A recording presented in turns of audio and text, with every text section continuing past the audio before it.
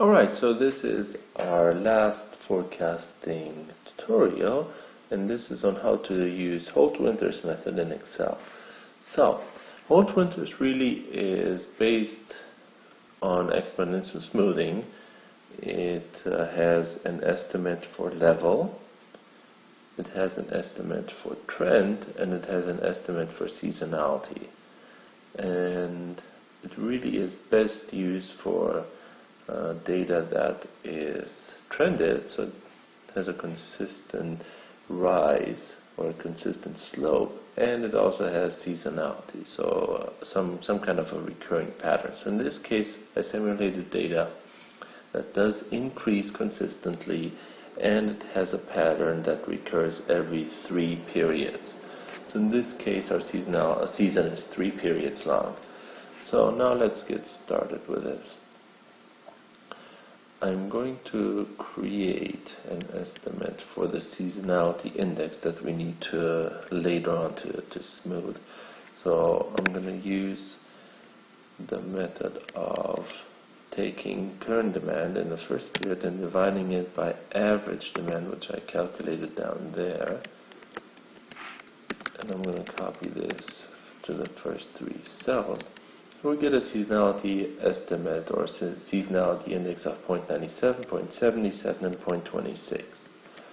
Now we also need to start off with some values for level, and in this case I'm just going to use 121, which is our average over the first 3 periods. For trend, I'm going to use a guess of 2, and that really is just a guess, nothing else. Now let's start applying the formula. So our level at t, so t in this case is 4, is equal to alpha multiplied by demand in period 4 divided by the seasonality index at t minus s. So t in this case is 4, s we establish is 3, so that means we take the seasonality index in period 1, close parentheses, and we add to that 1 minus alpha multiplied by level in period 3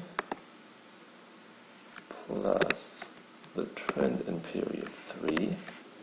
So that's our estimate for level. And now we need to estimate trend at period 4. So that is beta. And we fix this cell. And then we multiply that with the difference in level in period 4 minus the level in period 3. We add to that 1 minus beta times the previous trend estimate. Okay. And now we just have to create another estimate for the seasonality index, and that equals gamma times demand in period 4 divided by the level in period 4 plus 1 minus gamma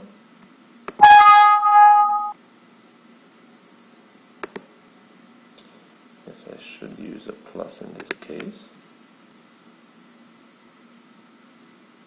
Okay.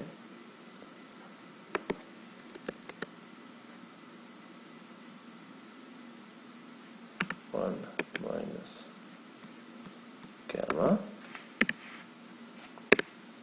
multiplied by the seasonality index in t minus s. T is 4, in this case s is 3, so 4 minus 3 equals 1. Okay. Now we can go to our forecast column and we can put together our forecast. So f at t plus n, m in this case will be 1 for now, m@, in period 4 equals to the level in period 3 plus 1 time the trend in period 3, we need these parentheses around that, multiplied by the seasonality estimate of t plus m minus s. T in this case is 4 plus